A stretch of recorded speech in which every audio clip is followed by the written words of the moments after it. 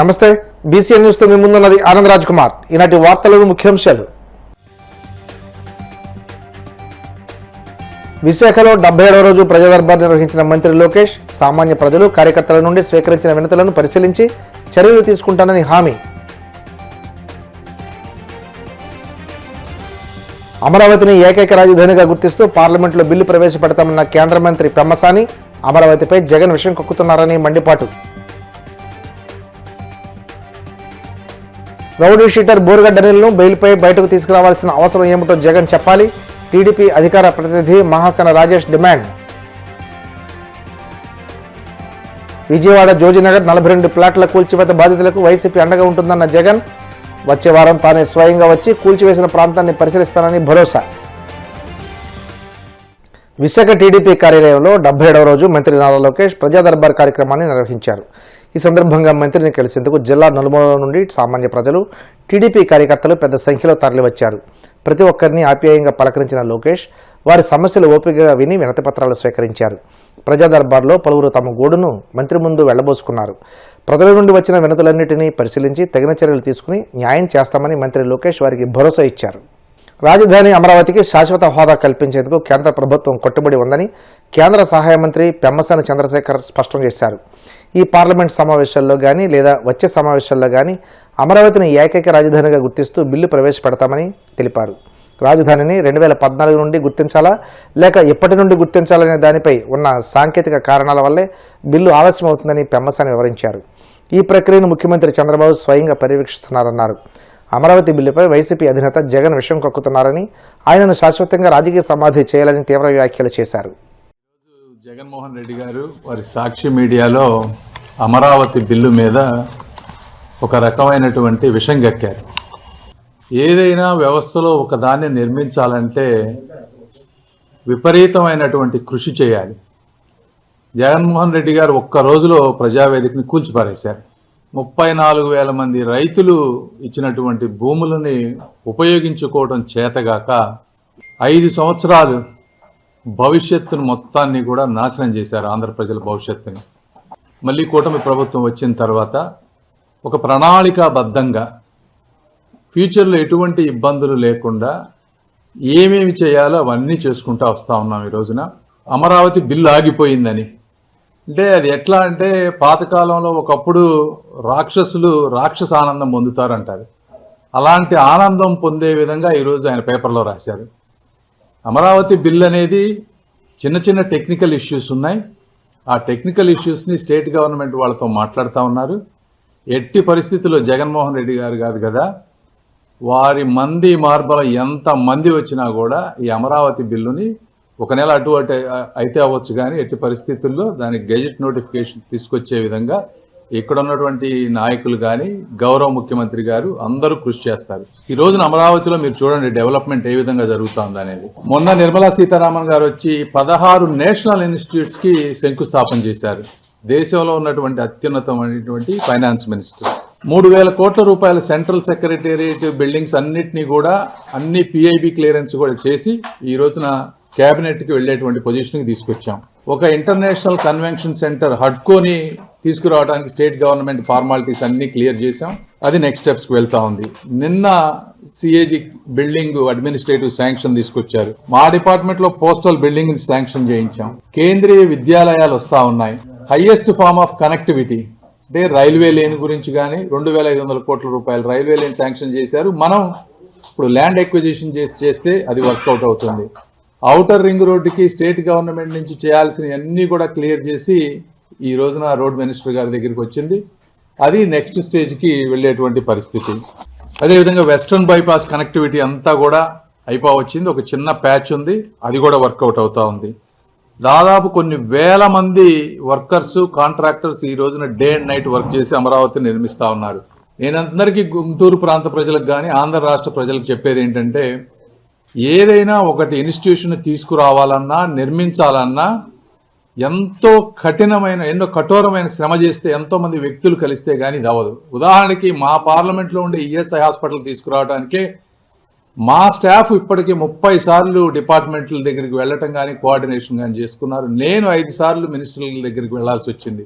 ఈ విధంగా ఒక చిన్న హాస్పిటల్కి అంత వర్క్ ఉంటే ఒక మహానగరాన్ని నిర్మించాలంటే ఈ సంస్థలన్నీ తీసుకురావాలంటే స్టేటు సెంట్రల్లో ఎంత కోఆర్డినేషన్ అవసరం, ఎంతమంది వర్క్ చేయాలో దయచేసి అర్థం చేసుకోండి. ఇవన్నిటినీ చెయ్యటం చేతగాకే జగన్మోహన్ రెడ్డి గారు కేవలం బటన్ నొక్కుతా 5 సంవత్సరాల కాలాన్ని గడిపేశారు. అంటే ఆంధ్రప్రదేశ్లో అమాయకులు బటన్ నొక్కి కొన్ని పథకాలు ఇస్తే ఓట్లేస్తారు, డెవలప్మెంట్ ఎవరికి అవసరం లేదు అనే ఉద్దేశంతో ఆయన ఒక డెవలప్మెంట్ ప్రాజెక్ట్ చేస్తే అసలు డెవలప్మెంట్ అనేది ఎంత కష్టమో వారికి అర్థమవుతుంది. కాబట్టి మరొక్కసారి ఆంధ్రప్రదేశ్ ప్రజలు ఇది గుర్తుపెట్టుకోవాలి. జగన్మోహన్ రెడ్డి గారు కానీ వారి మనుషులు కానీ అమరావతిపై నిరంతరం వరల్డ్ బ్యాంకుకు లెటర్ రాస్తారు డబ్బులు ఇవ్వద్దని, ఈ బిల్లు ఆపమని ఈ విధంగా ఇక్కడ ప్రెషర్ చేస్తారు.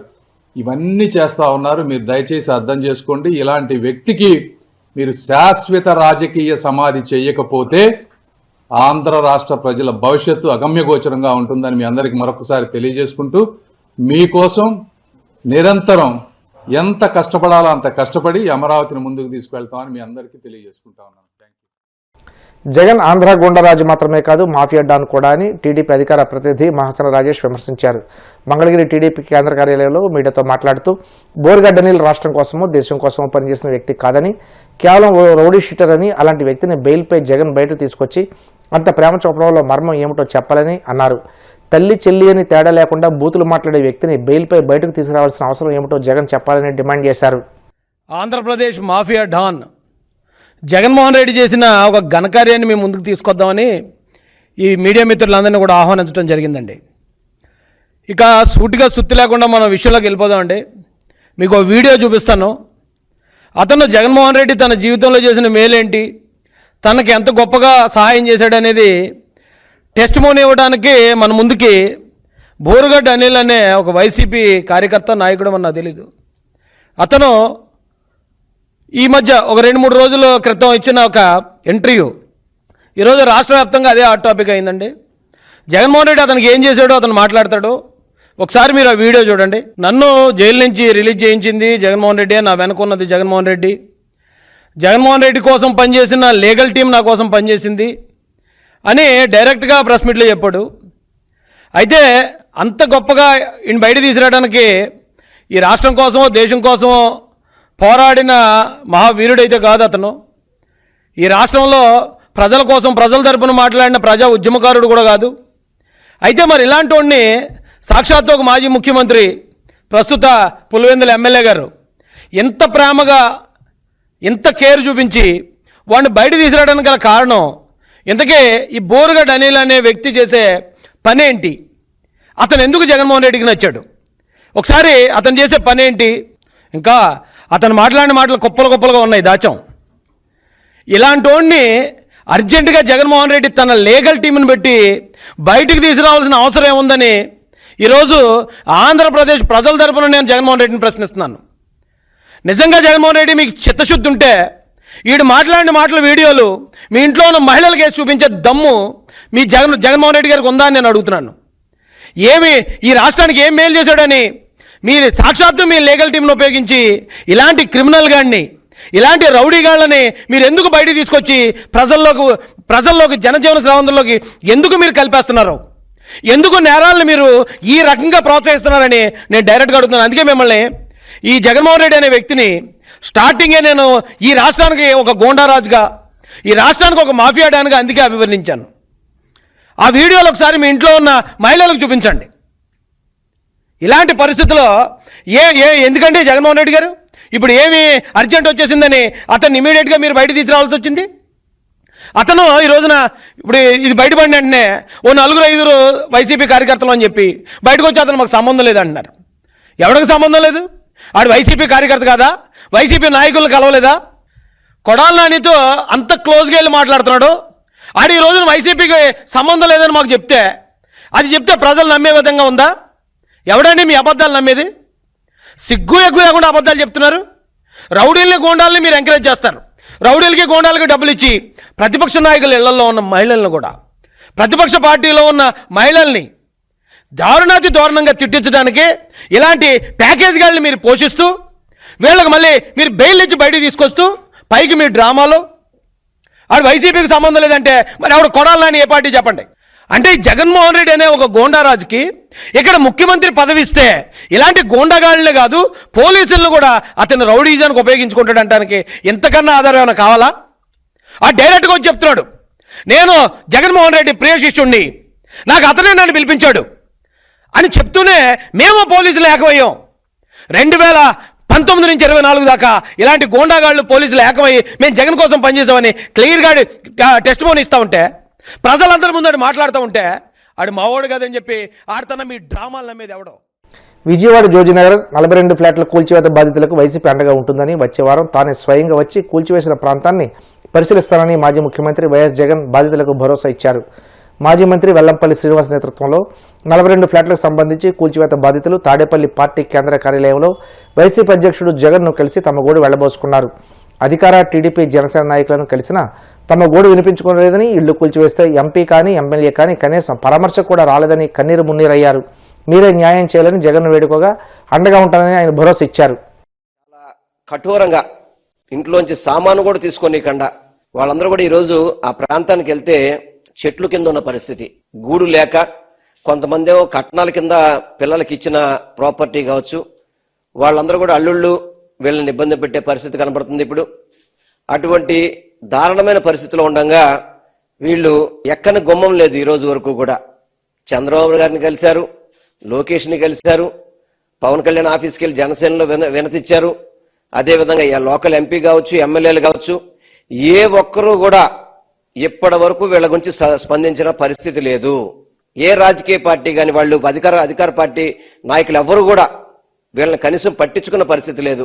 ఎందుకంటే స్థానికంగా ఎంపీ గారు మరి విజయవాడ ఉత్సవాలు చూడడానికి అయితే వాళ్ళకి ఖాళీ ఉంటుంది, కానీ ఇటువంటి పేదవారికి నిలువు నీడ లేకుండా వాళ్ళు ఇబ్బంది పడుతుంటే కనీసం అక్కడికి వెళ్ళి ఓదార్చడం కానీ, వీళ్ళందరూ కూడా స్థలాలు కొనుక్కున్నారు, రిజిస్ట్రేషన్ జరిగినాయి, దాదాపు సగం వరకు నివాసాలు ఉన్నారు, వాళ్ళందరికీ మున్సిపల్ ప్లాన్లు ఉన్నాయి, పన్నులు కట్టారు. అయినా కానీ వాళ్ళు నష్టపోతుంటే కనీసం ప్రభుత్వం నుంచి ఒక ఓదార్పు, ఈ విధంగా మీ కోర్టులో జడ్జిమెంట్ వచ్చింది కదా, పోనీ ఏ విధంగా మనం వీళ్ళకి న్యాయం చేయాలని చెప్పిన ఒక భావన కూడా లేపడం అనేది చాలా బాధాకరం. అందుకనే ఈరోజు అనేక సార్లు మేమందరం కూడా అక్కడికి వెళ్ళడం జరిగింది.